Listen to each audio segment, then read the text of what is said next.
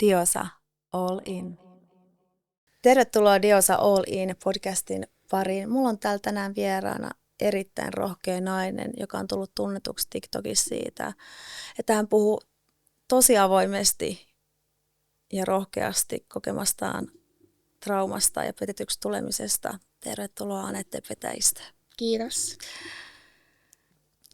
Sä teet paljon TikTokia sisältöä tosiaan näistä sun kokemista traumoista, kun sä oot tullut petetyksi, etkä vaan kerran, vaan sarja petetyksi. Onko tämä oikea termi? Ja haluaisitko vähän kertoa siitä, että teit sä TikTokia niin kuin ennen tätä kokemusta vai tuliko se sulle tämmöiseksi ilmaisumuodon paikaksi tämän trauman jälkeen?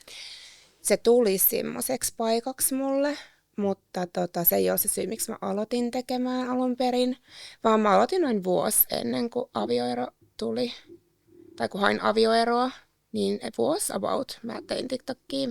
Mulla tuli semmoinen olo, että kai mä koin yksinäisyyttäkin siinä suhteessa ja sellaista, että mä oon aina ollut vähän semmoinen luova ihminen, niin sitten mun sisko teki TikTokia ja se näytti tosi kivalta ja mua alkoi kiinnostaa, että nämä on tosi kivoja juttuja. Sitten mä aloin tekemään sitä, mutta sitten se alkoi menee sellaiseksi itseilmaisuksi sitten traumojen käsittelyksi, ja koska mä aloin samaa viestiä myös ihmisiltä, jotka käy samoja kokemuksia läpi, että mun nämä videot tsemppaa niitä, mä annan heille tosi paljon sitä vertaistukea, mutta mä myös sain sitä vertaistukea siinä. Minkälaista sisältöä sä teit sitten ennen, kun tämä trauma triggeröityi pahasti, että kun sä aloitit sen TikTokin, niin minkälaista sisältöä se oli sitten silloin? No se oli kyllä sellaista huumoripohjasta sisältöä enimmäkseen, että se on mua, että tämmöistä vähän sketsimielessä niin kuin joku aika sellaisia lyhyitä videoita, missä jotain hauskaa, niin. Mun mielestä hauskaa. No mutta mä ajattelin just, että kun mä itse tein enemmän aikaisemmin TikTokin, niin nehän oli, tai mun sisältö on tosi viihdettä. Joo, ja mun on tosi vaikeat välillä tehdä tämmöistä vakavampaa sisältöä sinne, koska se tuntuu, että se ei ole sopinut mun brändiin tai siihen hommaan. Mutta että ne kaikki, just kun sulla muuttui sitten se sisältö, niin nehän tulee just sen sun kokemuksen tunteiden kautta ne kaikki niin kuin ideat. Niin. Että sitten ihmiset näkee sun videoista vaan sen, että sä puhut koko ajan samasta, mutta ne ei niin kuin ehkä näe sitä, että nehän tulee nimenomaan taide ja kaikki syntyy kivusta ja rakkaudesta. Ja tällä hetkellä toi on niin vahva osa sua ja sun elämää, toi trauma, että luonnollisestihan kun sä keksit jonkun idean, niin se tulee siitä, mitä sä just tunnet sillä hetkellä. Ja silleen mun kaikki videot on syntynyt, että mä avasin, että ei vitsi joo, just tämmönen. Mutta sitten sama tuossa tunnepuolen asiassa ja sitten tämmöinen tragikomiikka on ollut mulla kyllä hyvä semmoinen terapiamuoto myös mun elämässä, että kun asiat menee tosi huonosti, niin sitten siitä saa myös semmoisen huumorin väännettyä. Niin, ei voi muuta kuin nauraa enää. Just näin, siis just näin. Just tää. Miltä susta tuntuu, kun ihmiset kommentoi, mä oon nähnyt, että ihmiset kommentoi tosi paljon sitä, että tee jotain muuta, jatkaa elämää, että sä toistat koko ajan sitä samaa, mutta nyt kun niin kuin äsken just sanottiin, että se on nyt sun osa elämää. Niin. Miltä se siis tuntuu tommoinen kritiikki? Siis ekoilla kerralla se sattui, varsinkin silloin ihan vielä kun oli sitä tunnetyöskentelyä siinä, että emotionaalista irtipäästämistä, niin silloin kun niitä tuli, niin se tuntui tosi epäreilulta, että miten kukaan voi sanoa mulle kauan jossain asiassa kestää. Niin. Että se on niin yksilöllistä. Mä oon ollut 13 vuotta yhden ihmisen kanssa, niin se kyllä jonkun tutkimuksen mukaan vie puolet siitä ajasta, mutta mä en usko siihen. Se on niin yksilöllistä. Mutta nyt puhutaan siitä, että tässä on alle vuosi ja on traumoja koettu, niin sitä ei voi kukaan toinen sanoa, että kauan siinä menee. Mutta mä uskon, että tämmöisten kommenttien takana on ihmiset, jotka ei ole kokenut mitään tällaista. Eli he ei voi niinku samaistua eikä ymmärtää. No, vähän myönnän ihan täysin, että jossain vaiheessa, kun mä näin sun videot, niin mäkin ajattelin jopa tolleen, että sä nyt puhu niinku mistään muusta ennen kuin minä koin saman. Ja sitten mä tajusin, että ei hemmetti, että mun joka päivä pyörii näissä mun trauma-ajatuksissa, just näissä, mitä niin kun, mun joka päivä alkoi sillä, että mulla oli paha olla ja kaikki, mistä sä puhut siellä, niin ei ihme. Sitten mä niinku tajusin sen, että sun sisältöhän on sitä, koska mä olisin halunnut tehdä myös sisältöä liittyen siihen, mutta mähän pelkäsin nimenomaan just tätä, että sitten musta katsotaan, että sä oot katkera ja sitten mä oon silleen, nyt mä niinku mietin, miksi mä en saa olla katkera? Mähän olen katkera. Tiedätkö, että miksi on väärin olla katkera siitä, että sua on satutettu? Siis toi oli niin hyvä kommentti, koska toi sana katkera, musta tuntuu, mä en tiedä, onko se muotisana nykyään, koska musta tuntuu, että kaikki naiset on katkeria. Me ollaan! Niin. Siis, ja sitten se, että katkera on aika semmoinen niin kuin kielletty asia, vaikka oikeasti katkeruus on luonnollinen tunnetila sen jälkeen, jos sä oot kokenut jotain traumaattista, mutta se ei tarkoita, että sä katkeroidut, se hallitsee sun elämää. Mutta totta kai se on luonnollista, kun koet katkeruutta, jos sua on vaikka just sarja petetty tai on jotain muuta asiaa elämässä, jotain epäreiluutta, niin se on ihan normaali luonnollinen niin kuin tunnetila. Niin, kun just mun sisältö on tosi semmoista viihdepainotteista. Mulla oli tosi vaikea laittaa sinne, että mun teki meillä semmoista vähän melankolista videoa just siitä mun kivusta ja näin. Mutta sitten kun mä just pelottaa myöskin se, että muut näkee, että mulla on tunteita. Niin, että pelkät sä näyttää sun herkkää puolta. Niin, sillä lailla, koska mä en ole koskaan näyttänyt sitä, että mulla on ollut semmoinen tosi selkeä vahva brändi vaan, että mä oon tämmöinen. Tai mä olenkin vahva nainen, mutta mä en ole näyttänyt sitä puolta, että eikä kukaan nähnyt mua parisuhteessa eikä mitään. Niin sitten mä en tehnyt niitä, ja mun ainut ajatus oli vaan se, että se oli hieno video mun mielestä. Mä olisin halunnut laittaa se, mutta mä ajattelin vaan sen, että mä näytän vaan katkeralta. Niin. Ja sitten mä just mietin, että minkä takia mä en saa näyttää katkeralta. Mua on satutettu, minkä takia on ok olla se, joka satuttaa, tai että se on nolompaa olla uhri, että sua sattuu, kun se kuka on tehnyt sulle pahasti. Eikö sä hullua? Joo, että sun pitää nolostua siitä, että sua on satutettu. Ja sä et voi puhua siitä avoimesti, koska sit sä oot vaan katkeraa. Joo. Siis mä itse asiassa tein yhden semmoisen TikTok-videon, missä mua kiinnosti ihan tilastollisesti silleen, että miten paljon meitä ihmisiä petetään. Sitähän tapahtuu paljon. Ja siellä oli todella paljon sit niitä kommentteja. Ja silläkin varmaan moni ajatteli, että no pääse jo yli. Mutta oikeasti mä ajattelin vaan sitä, että ihmiset, me löydetään toisemme, jotka on kokenut näitä samoja traumaattisia asioita. Toi on hienoa, koska itsekin varmaan, nyt mä istun tässä sun kanssa ja saan sulta tukea. Koska se on elämää. Mä ymmärrän sen, sulla on just se brändi just, että lähtee sit sekoittaa sinne. Mutta sitten se, että sä oot kuitenkin ihminen, sulla on tunteet, ja sitten elämässä tulee tiettyjä tommosia kriisejä, niin voihan se yrittää myös sit laittaa silleen niinku sun tyylillä ulos. Niin, no nyt mä oon just siirtynyt vähän siitä viihdepuolesta tämmöiseen vakavempaan, ja tämä on nyt sitten paikka, missä mä pääsen näyttämään semmoisen vakavemman puolen itsestäni, että ei kaikki ole vaan aina jotain äitipuoli, tämmöistä vitsailua. Niinpä. Että ehkä tämä on nyt sitten se mun kanava avautua. Musta on tosi hyvä. Miten sä sanoit, että sä olet 13 vuotta yhdessä ja naimisissa. 10 olisi tullut nyt. Missä vaiheessa sä sitten huomasit tässä suhteessa, että kaikki ei ole ok? Mun mielestä niin kuin viimeiset 3-4 vuotta niin mun intuitio alkoi varoittelemaan mua. Ja jälkeenpäinhän se on helppo sanoa, että no tämähän on ihan selkeä tämmöistä intuition niin kuin varoittelua ja tämmöistä turvattomuuden tunnetta, mikä tuli. Ja joo, siis 3-4 vuotta oli mulla semmoista vähän niin kuin henkisesti. Mikä muuttui siinä? Siis musta tuntuu, että semmoinen yhteys katkesi. Niin poissaolot lisääntyi ja sitten aika paljon koin yksinäisyyttä mun suhteessa, niin sit sitä tietysti siinäkin alkaa miettimään just, että kun tuntuu, että ei ole enää yhteyttä. Ja silloin mä koen sellaista turvattomuuden tunnetta sen myötä. Se alkoi se turvattomuuden tunne, niin missä vaiheessa sait tietää, että sua on petetty? Se tuli ensimmäisen kerran tuli ilmi vuosi ennen kuin mä sitten erosin. Luuletko, että tässä oli tapahtunut jotain silloin, kun tämä niinku energia muuttuu? Niin luulen. Niin, että Joo, on tapahtunut. Luulen, että tiedän. Niin, että sä huomasit, niinku, että... Joo, että sitten mä tiedän, että okei, no sen takia mun intuitio ja ne tunteet. Nyt mä oon oppinut siis sen, että kyllä mä niinku kuuntelen itseään ihan eri tavalla nykyään ja luotan siihen mun intuitioon ihan eri tavalla mitä ennen. Että kaikkihan nämä on meille niinku oppimatkaa tulevaan. Joo, tuosta intuitiosta niin. Että myös, tai siis mulla viime vuonna, kun mä olin parisuhteessa, mistä mun olisi pitänyt jo huomata, on niin kuin sun kroppa varoittelee sua. Mähän laihduin 6 kiloa melkein ja mä en tajunnut sitä. Mä en tajunnut, että se henkilö ei tuo mulle niin kuin turvaa tällä hetkellä, tai että mä tunnen turvattomuuden tunnetta, vaan mä koin koko ajan, että nämä on vaan mun omia traumoja, jotka nousee, koska mä olen eka kertaa vakavassa suhteessa niin kuin vuosikymmenen, niin kuin, että mä oikeasti eka kertaa annan itsestäni näin paljon toiselle.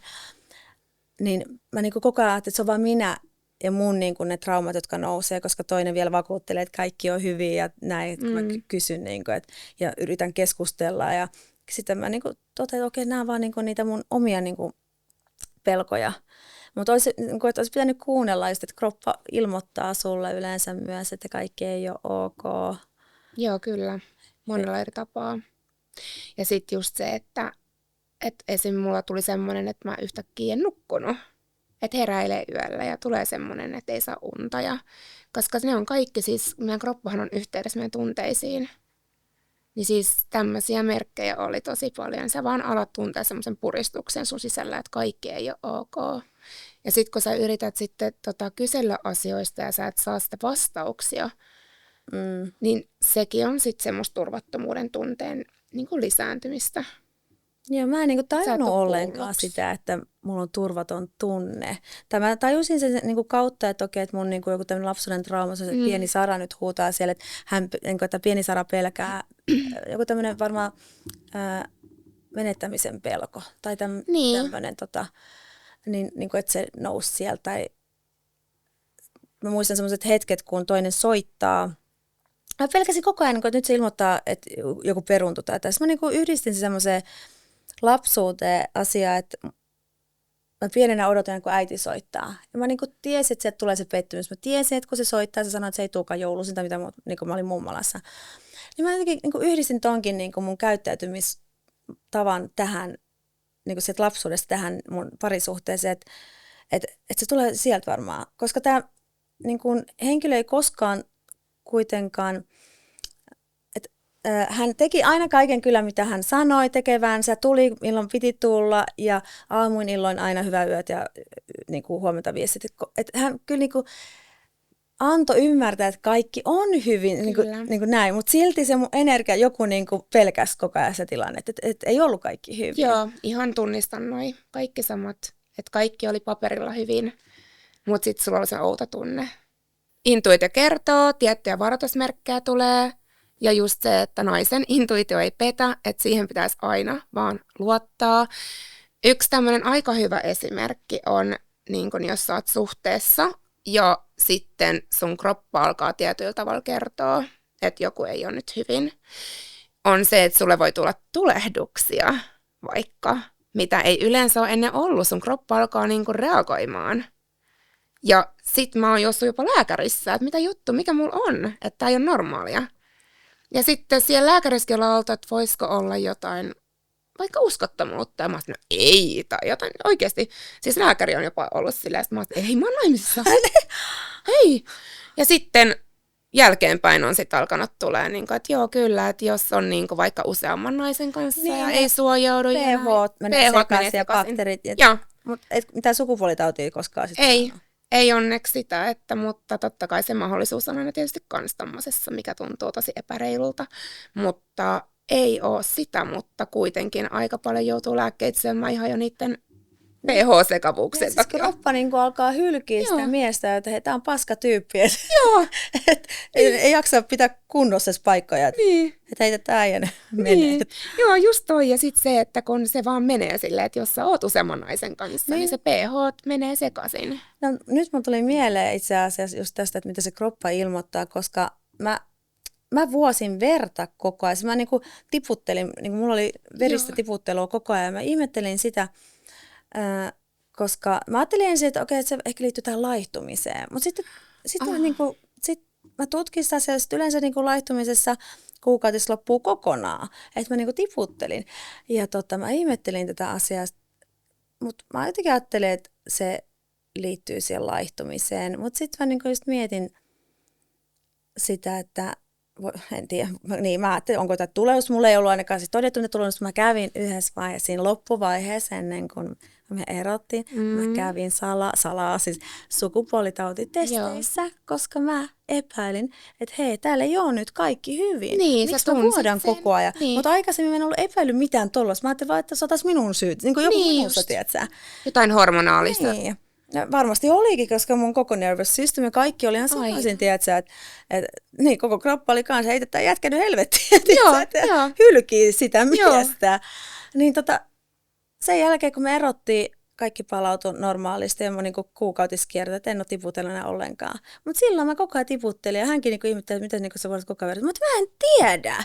Onpa outoa siis, joo, mutta kun mehän ollaan kokonaisuus oikeasti ja meidän tunteet ja kaikki hormonit, me ollaan kaikki niin kuin samassa paketissa ja ne kaikki vaikuttaa kaikkeen. Ja tähän mä uskon tosi vahvasti, varsinkin nyt tämän jälkeen, kun huomasin, että okei, että oikeasti on hullu, että tämmöisiäkin varoitusmerkkejä. Ja silloin hän ei ollut vielä jäänyt kiinni mistään, mutta mulla tuli semmoinen olo, että tämä on mun vika, että mitä musta on vikana.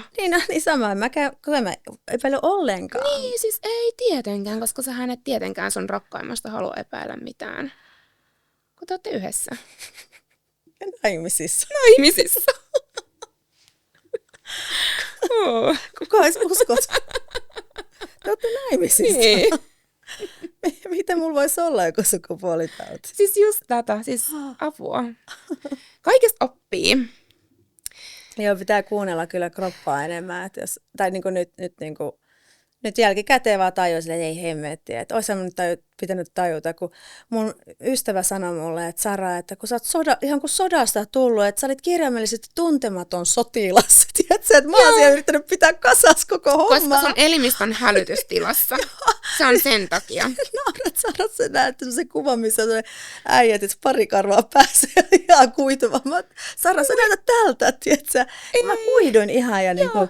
Että kun mä niinku rumennuin. Mies voi rumentaa sun, kyllä. Rumentaa sua. Ja siis mä oon kattonut mun jotain vanhoja kuvia ollut silleen, niin kuin, että okei, että mä oon näyttänyt kyllä tosi huono voittiselta välillä. Ja mun kaveritkin sanoi. Okei, se on varmaan se stressi ja semmoinen turvattomuuden tunne. Ja nukkuu huonommin. Ja... Se on kyllä. No miten sä reagoit sitten muuten, kun sun vartalo reagoi, niin miten sä sitten, sun mieli reagoi, kun sait tietää, että hän on pettänyt? Se oli shokki, totta kai, koska mä en millään tavalla epäillyt sitä, paitsi mun intuitio tietysti kertoi, mutta se oli tosi iso shokki mulle, järkytys, epäreiluuden tunne. Ja kyllä siis mä reagoin sillä, että mä joudun kyllä menee heti terapeutille puhumaan asiasta. Onneksi mulla oli terapeutti valmiina, pääsin heti. Mulla taisi olla seuraavan päivänä vielä ihan sattumalta se. Mä menen sinne silleen. Meillä oli 3 vuotta tullut jo täyteen. Ja se oli mun viimeinen käynti, niin mä menen sinne silleen, että itkeän, tiedäkö, että voiko sä vielä ottaa mut takas.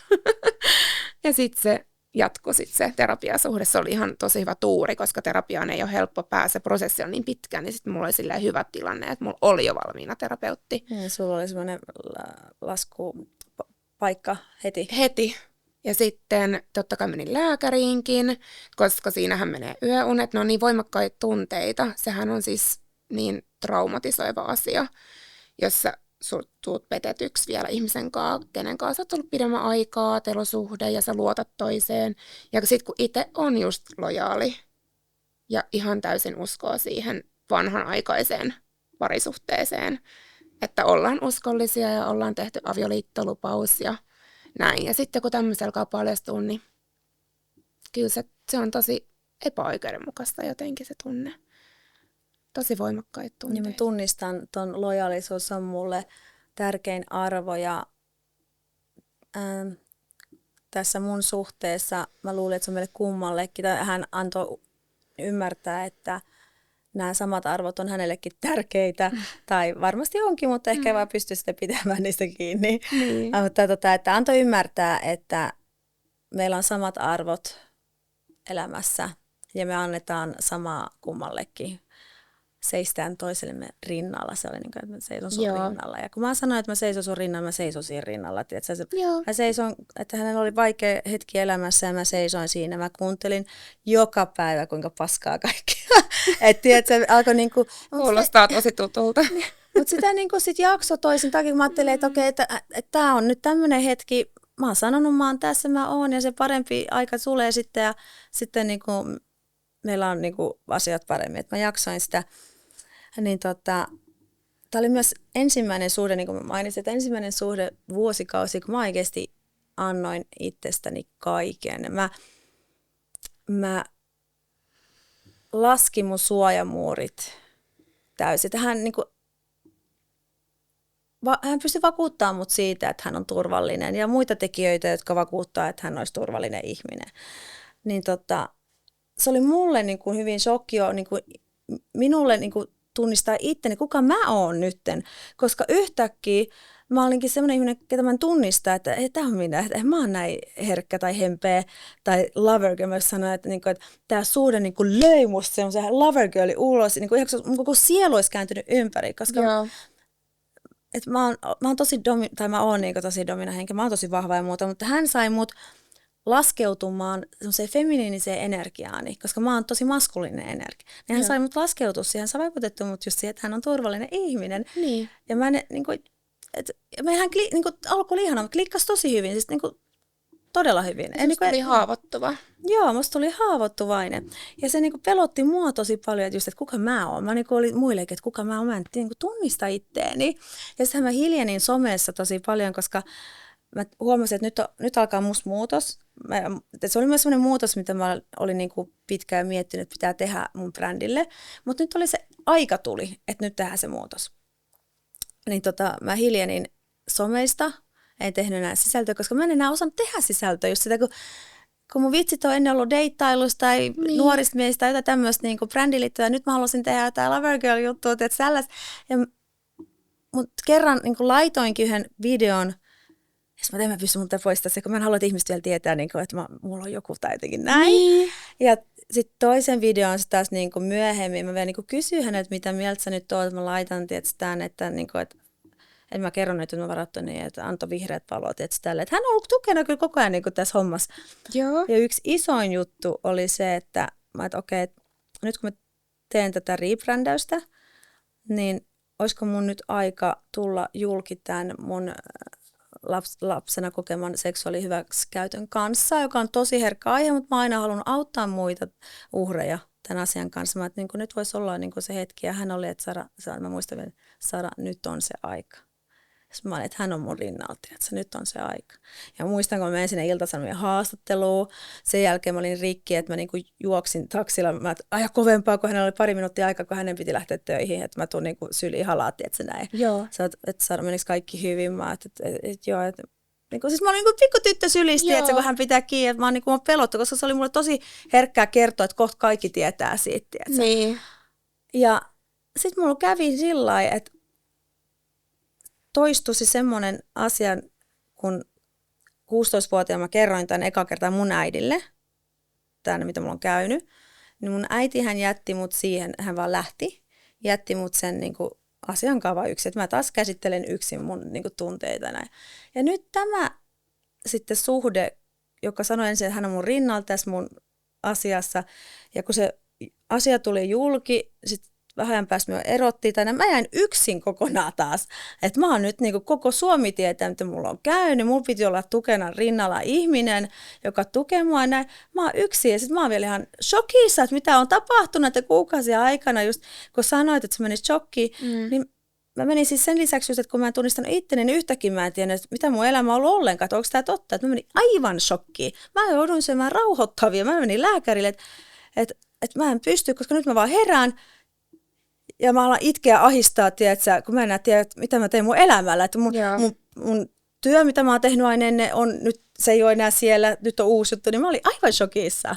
Voisiko olla, että sä hukkasit itsesi sen suhteen aikana? Mä luulen, että mä myös löysin itteni sitten taas, että tää oli semmoinen hemmetin kova isku, joka vaan pushasi mut olemaan vielä parempi tai ennen. Tiedätkö, että mä yritän löytää sieltä, vaikka tämä oli hirveä traumaattinen kokemus, mutta musta tulee parempi kuin koskaan. Että mä yritän kääntää sen. Mulla on sama tunne nyt, mutta silloin suhteen aikana mä kyllä myönnän. 13 vuotta, joo. Mä hukkasin itteni, koska mentiin ihan täysin, mä annoin kaikkeni. Ehkä vähän liikaa. Sä oot ollut vielä 13 vuotta Niin. jonkun kanssa. Että mähän olin vielä tosen pienen ajan, mutta mullehan se, niinku, se oli vaan niin uutta, mutta mä niinku voin vaan kuvitella, kun joku on 13 vuotta jonkun kanssa ja kokee tuommoisen sama, mitä mä koin, niin miten traumatisoivaa se on? Miten sä teet sun elämällä nyt sitten? Tuliko sulla sellainen olo, että mitä sä nyt? No mieti, jos sulla on ollut perhe ja kaikkea yhtäkkiä sähän oot ollut vasta, what the fuck happened? Totta kai, mutta ei se voi ajaa sanoa, että jokainen suhde on, jos se on tarpeeksi syvä ja näin, niin totta kai se, jos siellä tapahtuu traumaja, niin en mä tiedä, onko se mitään väliä, onko se 13 vuotta vai näin, mutta siis joo, on ollut siis semmoisia, että mitäs nyt? Oon istunut partsilla ja tuijottanut vaan ulos silleen, että okei, mitä tässä tapahtuu? Ja yksi iso apuväline tämmöisessä kohtaa, kun tulee traumaattinen kokemus elämässä, niin on se, että oo itsellesi armollinen oikeasti 1 päivä kerrallaan. Ja sitä voi kestää pitkään. Mulla on kestänyt aika kauan se 1 päivä kerrallaan ajattelutapa. Ihan alussa se on jopa, että tunti kerrallaan. Että elä tunti kerrallaan. Älä niinku mitenkään vaadi itseltäsi liikaa ja kuuntele ittees. Ja sitten se menee siihen päivä kerrallaan ja sitten pikkuhiljaa sä niinku huomaat, että aika oikeasti auttaa. Tosi hienosti sanottu. Mä mietin just niitä mun pahimpia hetkiä, niin oli just sillä, että varmasti toi tunti kerralla, että muistaisi hengittää. Joo. Joo, kyllä meidän väliin vähän muistuttaa. Se voi johtua ihan koili 30. Unohtaa hengittää, tiedätkö sen?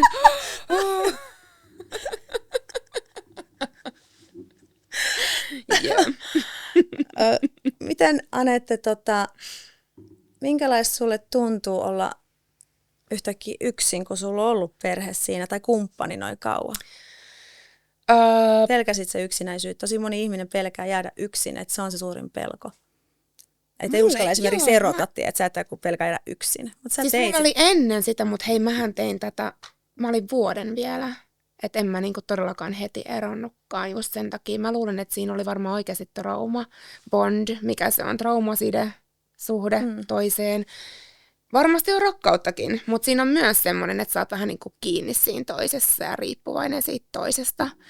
Joskus suhteessa voi olla silleen, että se toinen vielä luo semmoisen, että kun kaikki menee toisen aikataulujen mukaan ja näin, niin sit sitä kasvaa vielä enemmän toiseen kiinni. Että siellä sä niin kotona oot lapsen kanssa ja totta kai, joo siis töissä mäkin kävin, mutta kun toisella on ollut vielä niin tosi paljon niitä töitä ja on aika paljon yksin, niin sitä jotenkin tuntuu, että ei pärjää ilman sitä toista. Ja siitä irtipäästäminen on vielä vaikeampaa. Mutta sitten sen jälkeen, kun mä sitten tein sen ratkaisun, niin mua ei pelottanut jäädä yksin. Se ei ollut se mun surun aihe, vaan se toisen menettäminen oli se surun aihe. Ja se kaikki hyppy tuntemattomaan. Mutta sitten aika nopeasti ajan kanssa, niin mulla tuli semmoinen olo, että mulla on rauha. Että mulla on niinku silleen semmoinen kivi sydämeltä lähti, mikä mulla oli pitkään. Semmoinen, että mun elimistö oli hälytystilassa tosi pitkään, niin se niin kuin ei enää ollut hälytystilassa. Niin tulee siihen arkeen varmaan semmoinen rauha, että enää pelkää koko ajan, että se satuttaa se toinen taas sua. Se, että sitten se loppui sit jossain kohtaa, että mä vaan olisin, että ihanaa, kun mulla ei enää sitä tunnetta, missähän se toinen on, mitähän se tekee, niin. Valehteleeko se mulle, onko mikään just ollut. Kyllä mäkin olen kyseenalaistanut tästä 13 vuodesta sen, että onko mikään ollut totta vai onko mä itse rakastanut jonkin mun luomaan illuusion toisesta. Mäkin kävin mielessäni, että kuvitteliks mä vaan, tai niinku, että kyllä mä niinku, välillä on silleen, että kuvitteliks mä vaan, mutta sitten mä käyn läpi sitä, että kyllä se oli mukana tässä, oli se mukana, että mä ihan kuvitella, mutta että tulee semmoinen, että ehkä mä luulen, että mäkin vaan niin kuin, oli semmoisia tekijöitä, jotka antoi mulle semmoisen vaan kuvan siitä ihmisestä, mikä ei ollutkaan totta. Että se jossain vaiheessa se maski alkoi lähtemään ja sitten sä alat näkeekin toisen oikeasti.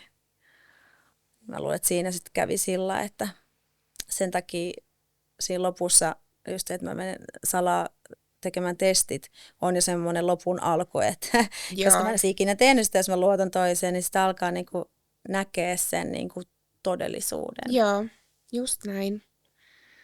No sä sanoit, Anette, että sä vuoden ajan teit tätä eroa. Mitä tämän vuoden aikana sitten tapahtui? Se vuoden aikana tapahtui, totta kai me lähdettiin heti sen ekan, kun paljastuin, lähdettiin pariterapiaan yhdessä ja siellä sitten työstettiin niitä asioita ja yritettiin elää muuten niin kuin normaalia elämää, että totta kai se elämähän muuttui sillä tavalla, että mä olin tosi haavoittuvainen, koska mä olin rikki, niin sitten mä muistan aina, kun mun ystävä sitten sanoi tälle mun entiselle kumppanille, että tämä ei tule ole helppoa, tämä näiden asioiden korjaaminen sen jälkeen. No ei varmasti. Ei. Että toinen on rikki ja se tulee olla tosi rankkaa, niin kuin, että toivottavasti sä kestät sen. Että koska silloinhan niin kuin ainoa tapa, millä sä pystyt korjaa ja jatkaa suhdetta petetyksi tulemisen jälkeen on se, että sä oot täysin avoin ja kunnioitat sitä toista molemmin puolin tietysti, mutta että mitä tahansa kysymyksiä vaikka sillä petetyksi tulleella on, niin että niihin vastattaisiin. No me käytiin sitten pariterapiassa ja sitten 2 kuukauden välein suunnilleen paljastui aina uusi. No sitten varmaan siinä tokan kohdalla mä oon ollut silleen, että nyt niin kun mua alkoi pelottaa jospa se itseni korjaaminen, koska mä pelkäsin sitä, että mä haluan mennä uudelleen nämä rikki, että miten rikki voi ihminen mennä, että kun haava menee auki kerran, se tikataan kiinni, sitten se aukeaa taas, sitten se tikataan kiinni, ei siinä ole siinä on mitään pohjaa siinä korjaamisella, jos siitä koko totuutta ei tule. Ja sitten siinä taas mun intuitio oli silleen, että se ei ole nyt kaikki. Miten niitä tuli esille? No, mun ystävä kertoi yhdestä, se oli varmaan se ensimmäinen, kuului jostain kaverin kautta. Ja sä uskoit sä heti, että se on totta? Uskoin heti. Mä kyllä luotan mun ystäviin, että kyllä mä uskoin. Mutta jos oli joku huhu niin kuin jostain vai? No siis. Vai se oli varma tieto, että nähty?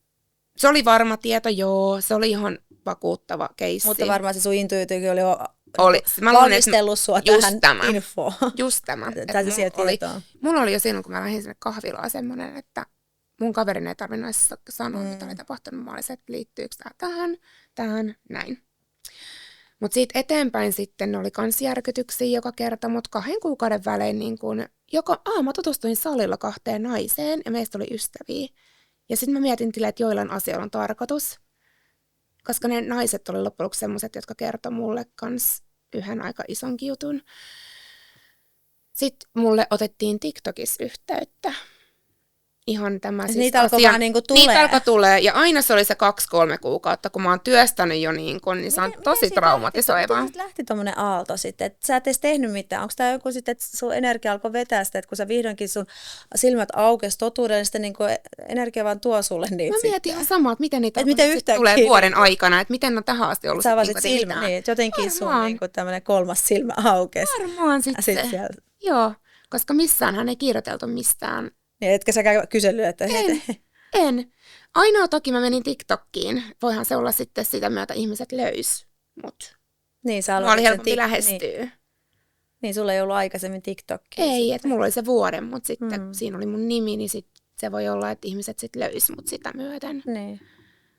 Se, miksi mä aloitin sen TikTokin vuosi aikaisemmin, oli se, että mulla oli semmoinen aika iso niin kun tuska, tai mä kärsin siitä suhteessa, että mä koin, että mä oon näkymätön.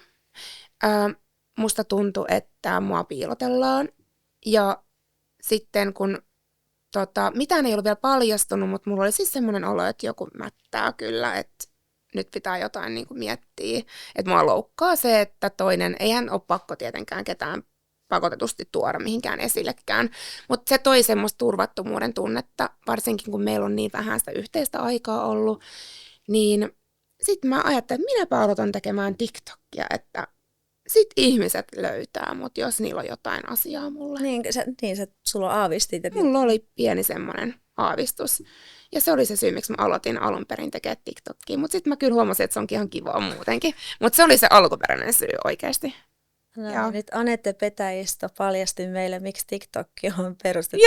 Tämähän on erittäin hyvä vinkki. Joo, vinkki, että tulkaa esille. Eikä millään nimimerkillä, vaan oikealla nimellä.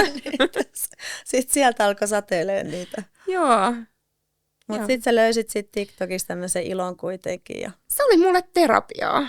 Niin, no sä löysit myös ne muut ihmiset sitten, että sä et ollut enää yksin niitä asioiden kanssa. Joo, mutta silloin kun oli se vuosi, kun tuli näitä paljastuksia ja mä olin tosi rikki, niin se videoiden tekeminen, vaikka ne ei ollut, en mä silloin sen vuoden aikana mun mielestä vielä tehnyt mitään tämmöistä healing-videoita tai että sydänsärkynyt videoita tai jotain tällaista, vaan mä tein jotain muuta höpö-höpö-videoita, mutta ne oli mulle terapiaa.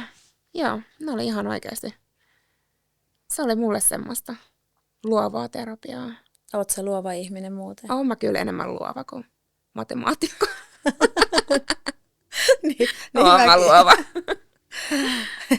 Ei, mun tuli vielä semmoinen vitsi, semmoinen meme, missä on semmoinen tyttö siinä jotain matematiikkaa tehty tekeessä, että hitot tästä valastrippariksi. Joo, siis samaistun. Hitot tästä.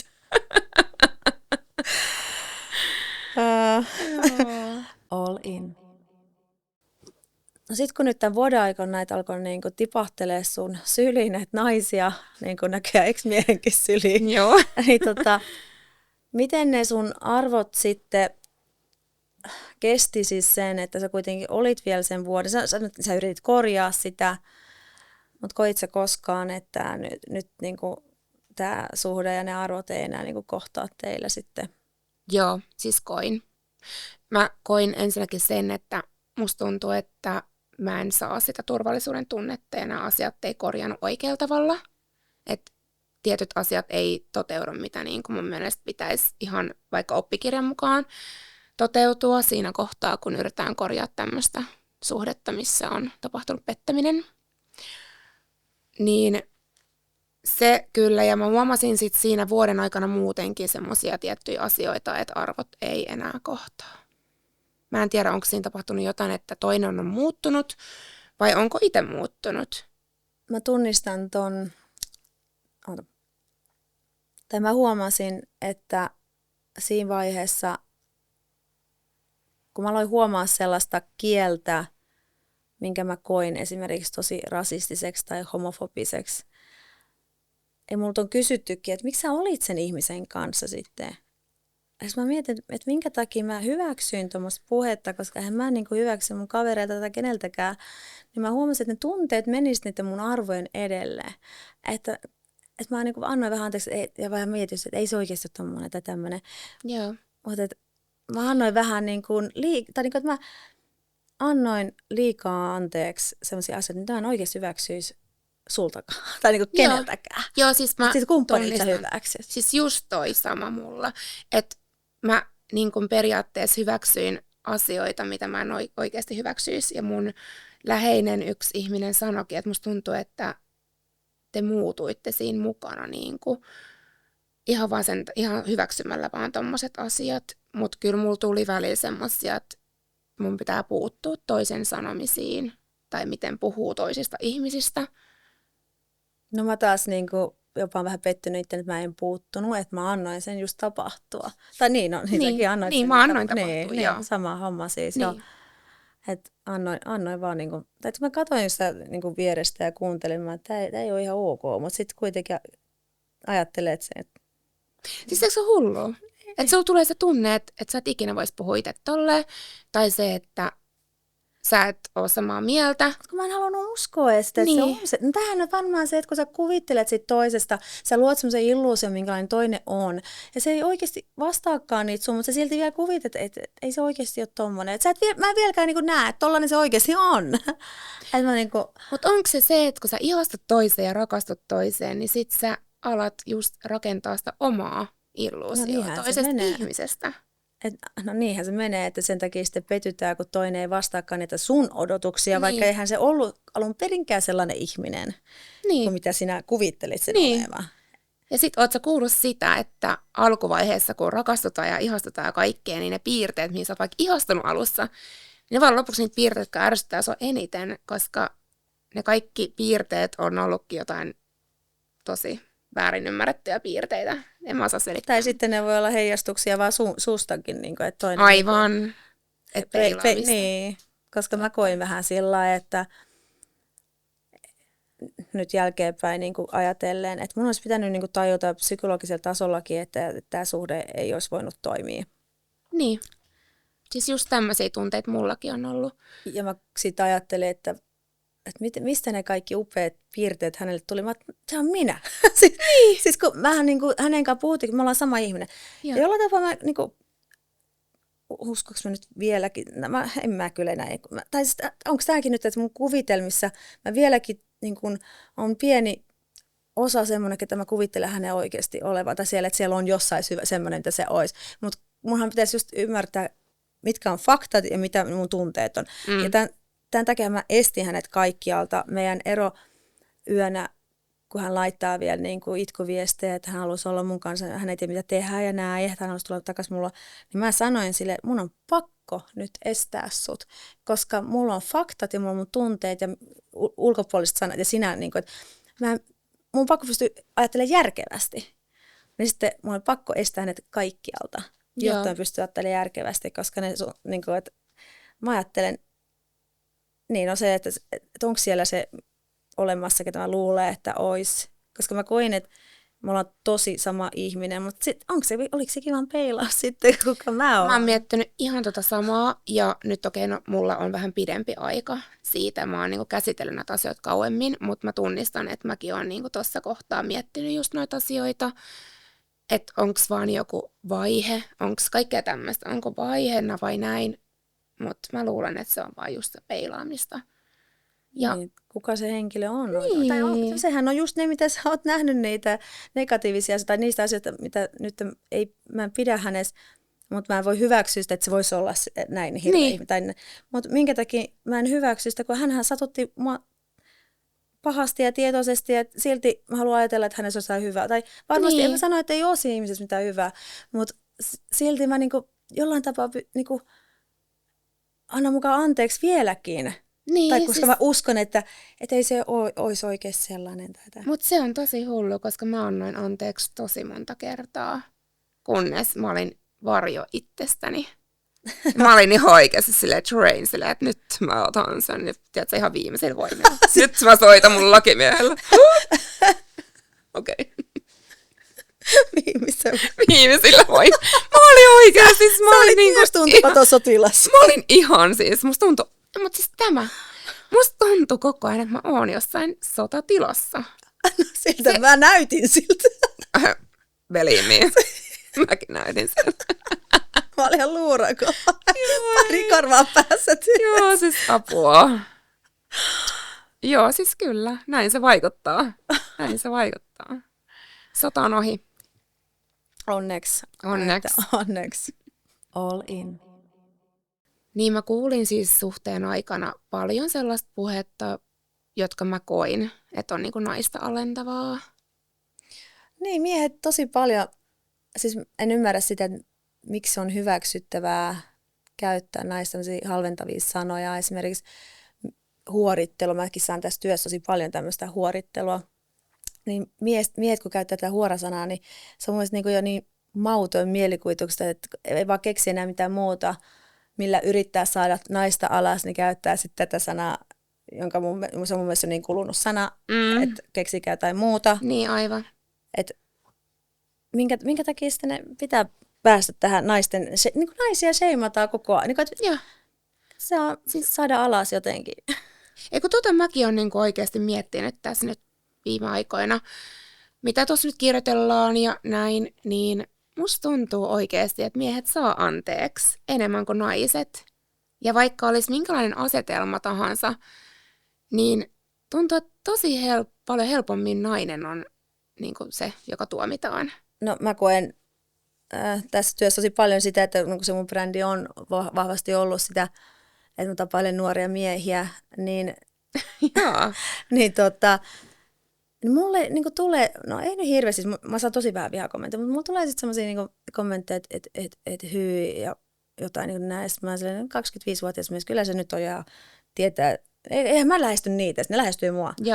Mutta sitten just tämä, että miksi se on ok miehen tapailla nuorempia naisia, tai yleensäkin miehet tapailee, tai on naimisissa nuoremman naisen tai muuta, mutta kun mä teen sitä, niin sitten sitä vähän just sheimataan siitä. Mutta yleensä, tässä kohtaa kyllä mä sanoisin, että se ei ole miehet, jotka sheimaa mua, miehet vaan go, koska miehet ei varmaan koskaan valittanut, jos niillä on niinku, no mikään nainen, ne nyt on minkäkään naisen kava. Niin. Mutta naiset enemmän sheimaa mua tosta. mutta toistepäin ajateltuna siis vaan nyt, että naisia sheimataan eri asioista just enemmän. Joo, eri asioista just enemmän. Mä oon ihan samaa mieltä ja totakin mä oon miettinyt, minkä sä äsken sanoit, että miksi se menee silleen.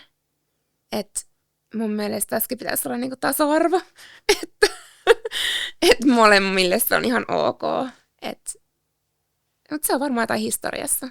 Historiassa lähtenyt tämmöinen tapa, että miehet tapailee nuorempia, mutta sitten se ei ole ok toistepäin. Sitten mä koen semmoista kaksinaismoralismia siinä, että jos joku nainen sanoo mulle, että miten se on ottaa se nuoremman miehen kanssa. Mä en edes enää tiedä, mä oon kuitenkin 38-vuotias.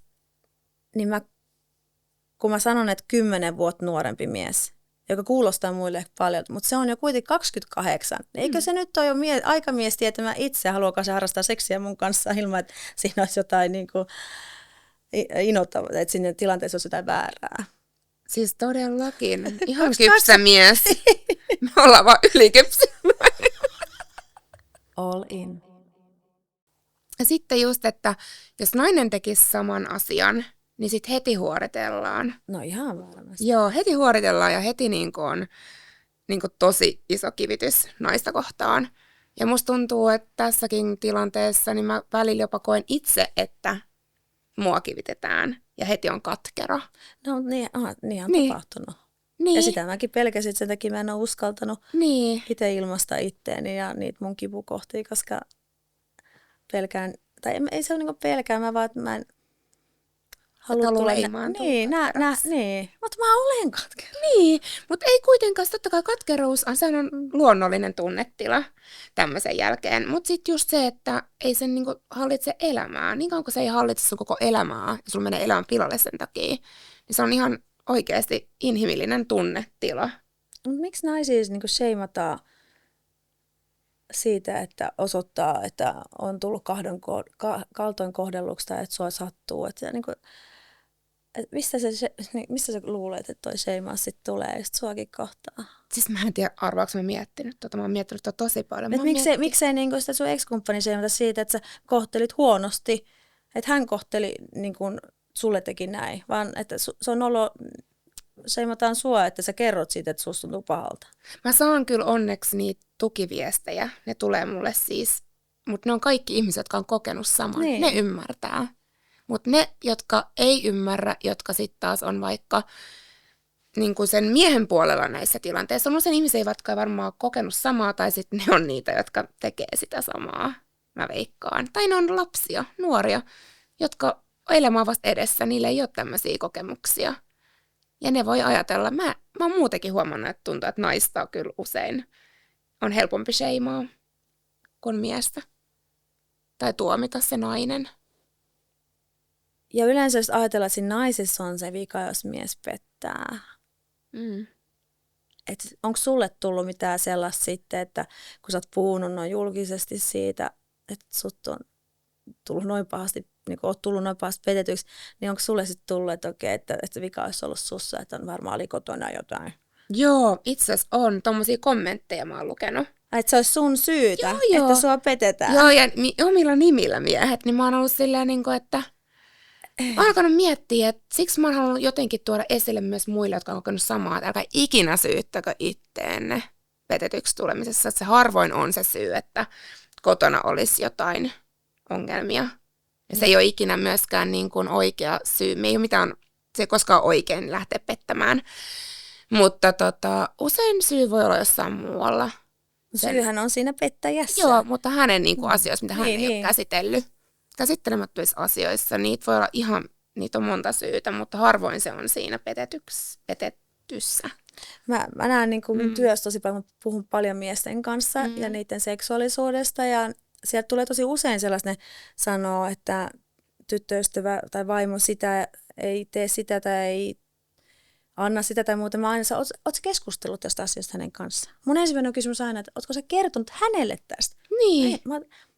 Mä oon kuullut samaa, että jotenkin ei uskalleta, vaikka jos olisikin jotain mielenkiinnon fetissä, ihan mitä vaan, mitä haluaisi toteuttaa, niin niistä ei uskalleta kumppanille puhua. Joo, mä näen siis tosi paljon, että ei uskalleta. Ja sitten mulle se on niinku ihan älytöntä, että sä oot naimisissa jonkun kanssa, että uskalla kertoa sun omalle, kenen kanssa olet naimisiin, koska mä en ikinä menisi naimisiin, jos ei se kumppani sellainen, kenen kanssa ihan mitä vaan tehdä. Joo, siis kertoo sama. kaiken. Sama. Niin mä niin ymmärrän sitä, että sit ollaan, ymmärrän toisaalta, kun peletään just tulla tuomituksi tai sheimatuksi, että sä nyt tykkäisit vaikka analileikeistä, tai niin mies, tai yleensä just, että mies ei uskalla kertoa tällaisia asioita.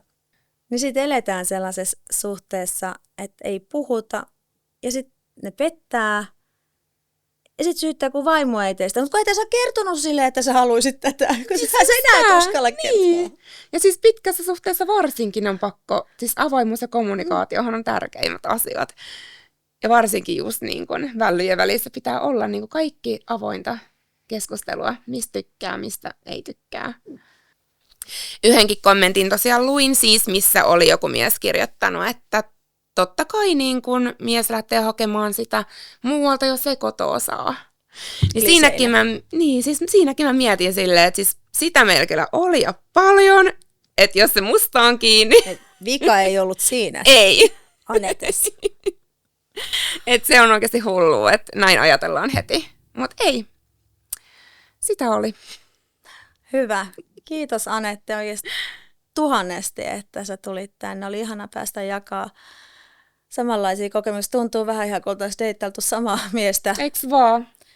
Mutta ehkä tää on joku tämmöinen universaalinen persoonatyyppi. Joo, siis voi olla joku tämmöinen. Niin, jos on semmoinen ehkä pettäjäluonteinen, niin sitä on tämmöinen. Niin, totta. Tuntuu, että kaikki on samanlaisia. Niin, aivan. Mutta kiitos Anette. Kiitos.